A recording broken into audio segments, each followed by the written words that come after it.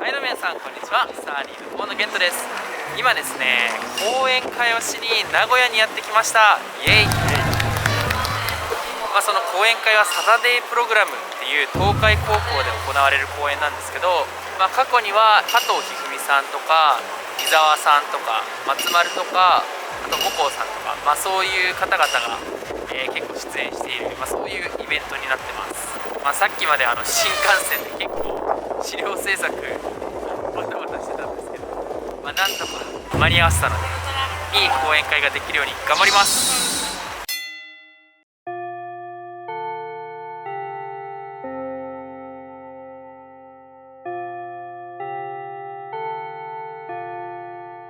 やばい。どうですか？できそうですか？もう完成してる。完成してる。完成してるけど、頭の中で何回も講演してるんだけどちょっと緊張すんな。今回だって60分の講演ってめちゃめちゃ長いもんね。60分の講演を1000人の前でするっていうね。運営の方曰く歴代最多の人数が今回来てるっていう。最多なんですか？細かい数字は分からないですけど、おそらくトップレベルではあります。トップレベル。もともと一番多かったのが河野河野太郎河野太郎さんに並ぶって何って感じいや、ありがたいですね。いや、だからちょっと大丈夫かなっていう。みんな期待してくれてるから、ちょっといいプレゼンしないとね。そう、河野太郎さんプレゼンすごいからな。当たり前だけどめちゃめちゃすごいからな。違いね。ダブル河野でダブル河野で河野の名に恥じないように頑張ります頑張りましょう。現在講談の準備を行っております。もうしばらくお待ちください。どうすか？やばいすごい、絶対いる、たくさんさっき見た感じ、割と満帆ぐらいの感じだったね。1000人1000人冷やかしじゃなかった。冷やかしじゃなかったわ。冗談じゃなかった。冗談マジでいた。ドッキリだと思ったもん最初1000人なわけないよな。講演会1000人ドッキリいやだってライブ会場だったらさ、ゼップとか埋められるよ。確かに次回はゼップ開催かな。ゼップか、埋められちゃうのか怖いなちょっと楽しい公演にしたいですね。でも結構いい公演になると思うんだけどな。お、自信あり。自分的にはね、おいい感じだと思う。なるほどね。一個怖いのが、PC の充電今 14%。 マジかよ電源のあれは充電ないよね。マジそれだけが一番それ一番大変や。1時間やろ結構厳しいんじゃんだから途中間もなく切れるいややばいちょっと後で充電器持ってくるわちょっと頑張ってください。はい、頑張ります。はーい。本講座では河野健人先生から勉強することの意味や会の勉強法などいろいろ教えてもらう予定です。それでは大変お待たせいたしました河野健人先生の登場です。大きな拍手でお迎えしましょう。拍手。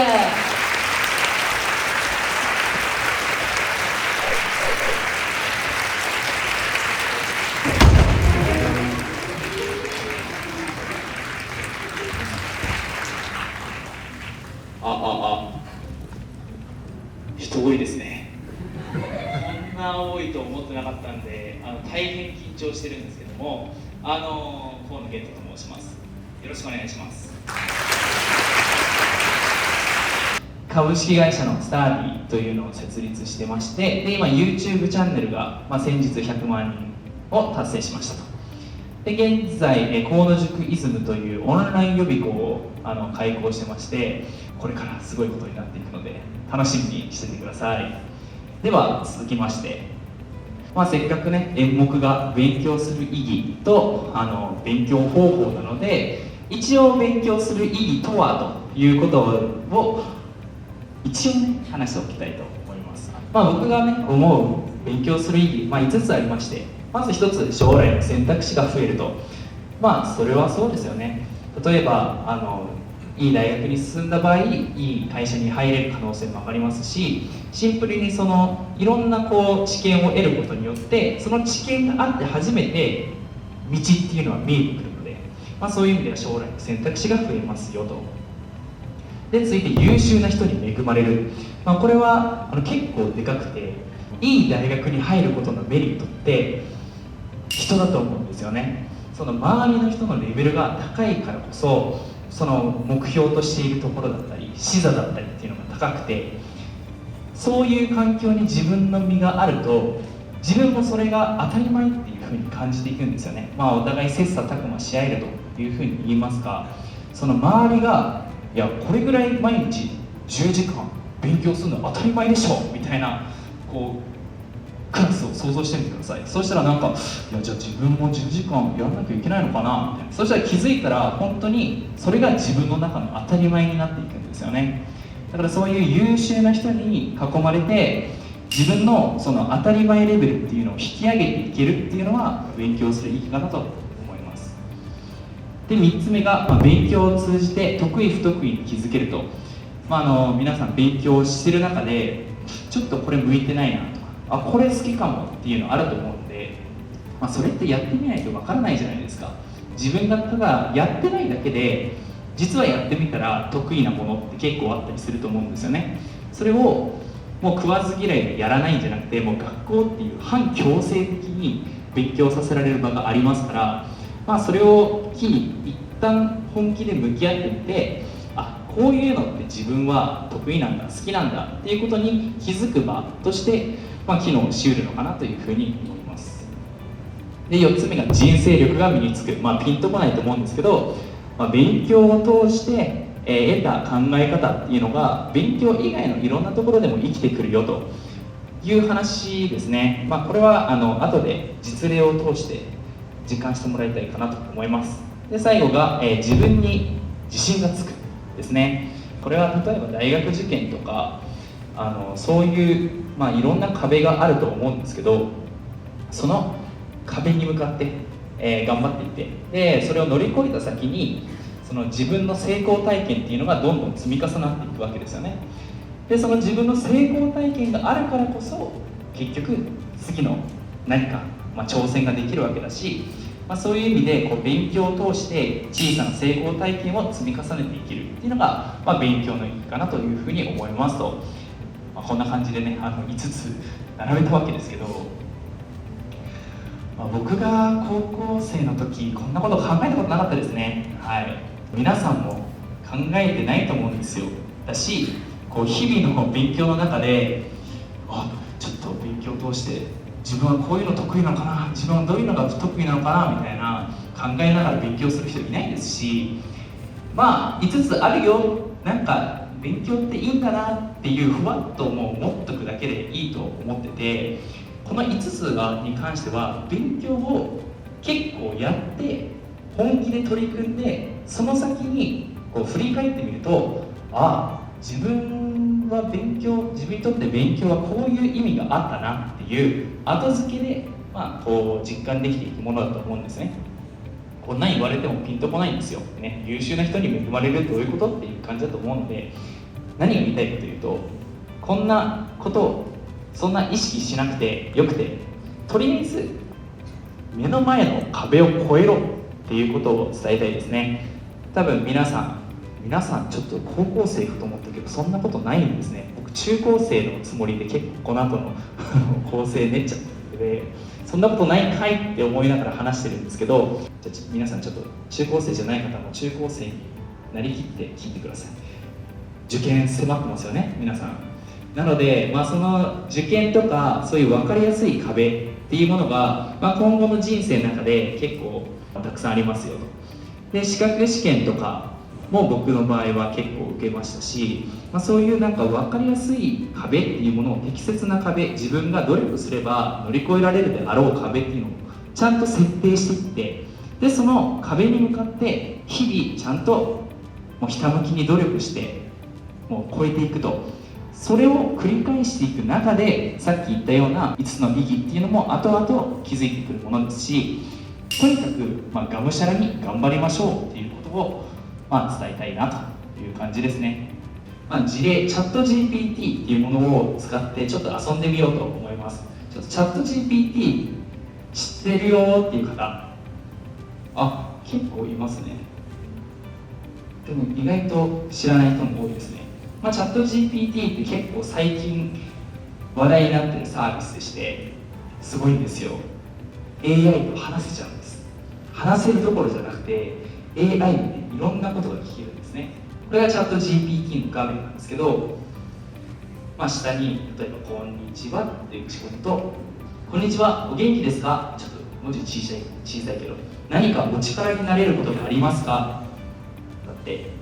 じゃあ今公演中で緊張してるんだけどどうしたらいいって聞いてみますか。すごいですよ。ものの数秒で、数秒じゃないですねレレレレレレ電波、来た。緊張するのは自然なことですが、いくつかの方法を試してリラックスし自信を持つことができます。で、解決策今1、深呼吸をする。ゆっくりと息を吐き出しその後に深く息を吸う。すごいね。2、肩を揺らす。ちょっと肩揺らしとこう。よし、OK。で、3、自分自身に話しかける。で、4、観客の目線を避ける。じゃあちょっと画面見ようかな。5番、現在に集中すると。こんな感じで以上の方法を試して緊張を和らげ公演を成功させてください。すごいですよね。こんな感じでもう何か問いかけると本当にすぐに答えが返ってくるよと。本当に何でもいろんなことできて、例えばじゃあこの講演の台本をお願いすることもできるんですよね。I want to deliver lecture about study。これなんで英語で言ってるかというと、英語の方が精度高い回答が返ってくるんですよ。日本語がちょっとまだ弱くてっていう意味で英語の勉強大事って思いますよね。こういうところで使える。I want to deliver a lecture about study. Could you write a script for me? みたいな感じで台本書いてよって打つと、なんとイントロダクション。Good afternoon, everyone. Today, I'd like to talk to you about studying. Specifically, I want to discuss some tips and techniques that can help you become more effective and efficient learner. もう台本書いてくれてるんですよ。もうこれでいいですね。はい。頑張ってスライド作ったのにな。とこんな感じで書いてくれるんですけど、よくよく見ると正直なんかしょうもないというか。Let's start by discussing some general. なるほどね。効率的な勉強法はこういうことをするとき、アクティブスタディングっていうのがあるよとか、いろんなことを紹介してみんな勉強頑張ってねみたいな指名で台本書いてくれてます。これそのまま多分台本にしてきて今日の講演で喋ったらそこにいる運営の人に怒られてしまいますので、ちゃんとこれは参考にせずに書いてきましたが、でもこんな感じでAI とうまく組み合わせることによって、いろんなことができますよね。それではこれからお時間の許す限り質問コーナーに移らせていただきたいと思います。じゃあ答えいきます。本当にランダムに選んでいくので、あなたは生まれつきの天才ですか、それとも努力の秀才ですかという質問がありますね。分かんないですね。これはちょっと生まれつきの天才なのかそれとも努力の秀才なのかでいうと正直わかんないです。先天的な要因ももちろんありますし、かといって後天的に人よりかは勉強してきたかなというふうには思うので、どっちかっていうところはわからないですね。で、一つ、言えることとしては、自分は生まれつきの天才ではないって決めつけることが非常に難しいということです。というのも、自分はこの勉強に関して才能がないからやる気が起きないんだよなみたいな感じで思ってしまう人が多いと思うんですけど、それは、さっきも言った通りやってないだけで、やったらできるかもしれない。だから本当に自分がそのものに対して才能がないかどうかを判断するためにはめちゃくちゃ量をしなきゃいけないんですよね。めちゃくちゃ量をして、それでもなお自分の中でピンとくるものがなければ初めてそこで才能そこにはなかったんだな、じゃあ別の才能っていうのを探していこうっていう旅に出れるわけで、才能があるかどうかっていうのを見極めるのってかなりそんな早い段階で決めるもんじゃないんだよっていうことを言っておきます。まあ、長野生まれつきの天才ですか、それとも努力の秀才ですかと聞かれてはどっちですかね。まあどっちもだと言っときますか。すいません、失礼しました。では続いて素数とか素因数分解ネタが100件質問いただいてます。ありがとうございます。じゃあ、一瞬で答えられる質問2つなんか続いてるので、57は素数ですか？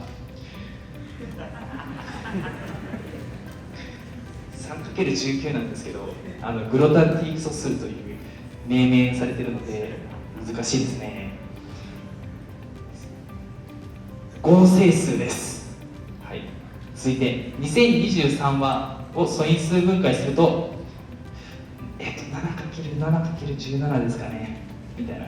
あ、違う、間違えました。2023を素因数分解するとすごい集まってる。 7×17×17 だね。失礼いたしました。まあこんな感じです。はい、じゃあ一旦なんかそういう数学の問題がちょくちょく来てるんですが、ラスト1個答えられるかわかんないけど、もうその場のノリでついてきます。だから恋愛の勉強はしてますかっていう質問があったので答えられるかな。まあとりあえ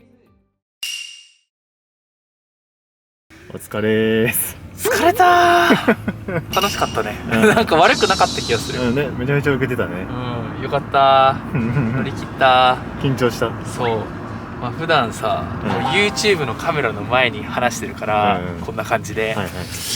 貴重な経験だったね。ああね。1000人だってもさ、100万人登録ってさ、あれ1000個分ってことでしょ。間違いない。すごい大変なことしてるね今大変なことしてるなこのカメラの奥にたくさんいるんだなっていう。100万人いるよ。いやでもね、こう直接触れられる機会があって、しかも中高生の人とかかなり応援してくれてる人多いなっていうね、喜んでくれてたね。そう、今後もやっていきたいですね。講演会ね、講演会募集してます。下にリンク貼っときます。じゃあ美味しいもんでも食べるかみたいな。あ、そうだね、せっかく名古屋来たんで。 T シャツ横丁で歩きができます。あ、食べ歩きいい。よっしゃ食べ歩きします名古屋で。ありがとうございます。ありがとうございます。じゃあせっかく名古屋に来たということで、名古屋のご当地グルメ堪能したいと思います。じゃあいただきます。バイバイ。